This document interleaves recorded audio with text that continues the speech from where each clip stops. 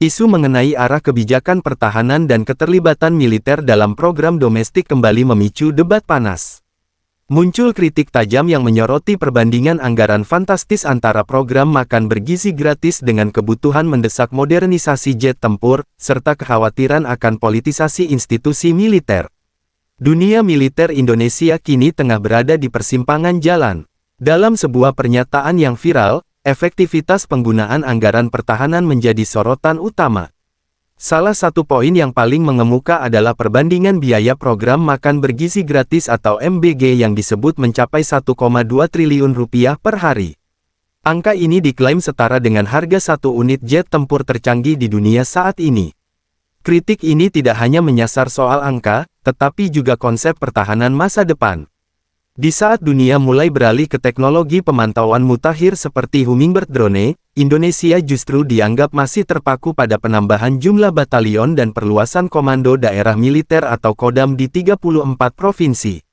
Strategi perang gerilya di hutan pun dipertanyakan relevansinya, mengingat luas hutan Indonesia yang kian menyusut.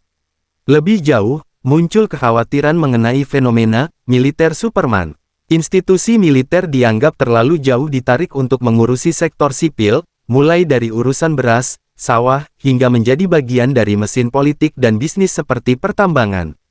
Keterlibatan ini dinilai berisiko merusak jiwa korsa dan profesionalisme militer sesuai amanat pasal 30 Undang-Undang Dasar. Tuduhan mengenai penggunaan kekuatan militer dan kepolisian sebagai alat kekuasaan untuk mengamankan kepentingan politik menuju tahun 2029 juga menjadi narasi yang kuat dalam kritik tersebut. Tanpa adanya perbaikan mendasar pada fungsi institusi keamanan, jargon mengenai perang ekonomi atau modernisasi bangsa dianggap hanya akan menjadi sekadar omon-omon atau omong kosong belaka. Kini, publik menunggu bagaimana pemerintah akan menyeimbangkan antara program kesejahteraan rakyat dengan kebutuhan pertahanan yang modern dan profesional tanpa mencederai netralitas institusi tersebut.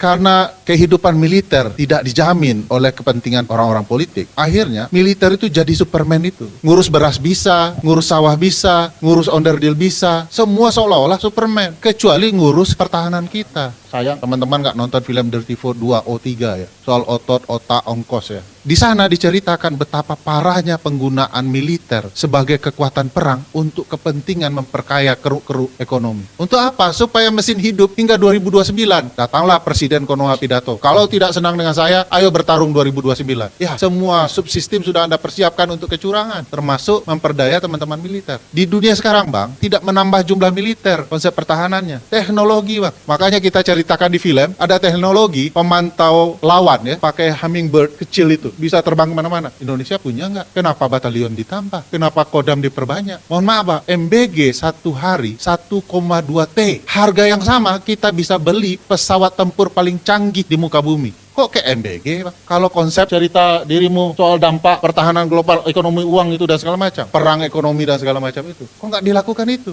Nah sekarang targetnya Kodam di 34 provinsi, menambah jumlah batalion, menambah jumlah orang. Sementara orang sudah tinggal pencet, kota Bandung bisa lautan api berikutnya. Apa yang kita punya? Lawan Malaysia, Singapura, kira-kira teman-teman yakin Indonesia bisa menang? Mengandalkan jumlah yang banyak dan perang gerilya ke hutan-hutan lagi. Hutan-hutannya sudah ditebang. Militer kita ini militer beneran atau memang Superman yang dirimu ceritakan itu? Semua akan jadi Teddy pada waktunya. Jadi bagi saya, ini merusak militer juga. Yang militer sendiri tidak sadari. Apalagi kalau ditargetkan sebagai mesin politik 2029, celaka 12 militer kita. Menghina sebenarnya jiwa korsa militer. Ngurus MBG itu sudah menghina militer sih sebenarnya.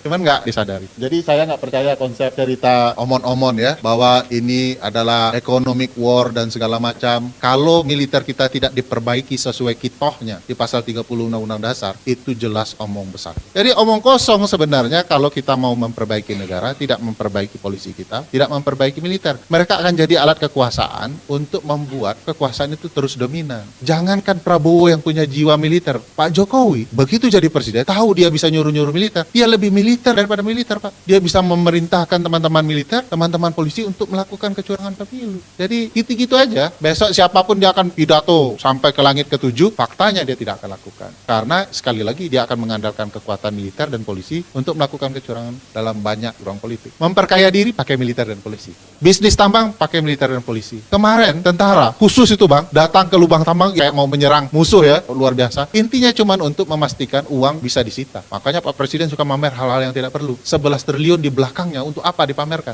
Kalau ternyata bencana Aceh tidak selesai, orang miskin masih banyak, ngurus MBG tidak becus. Sudahlah ya.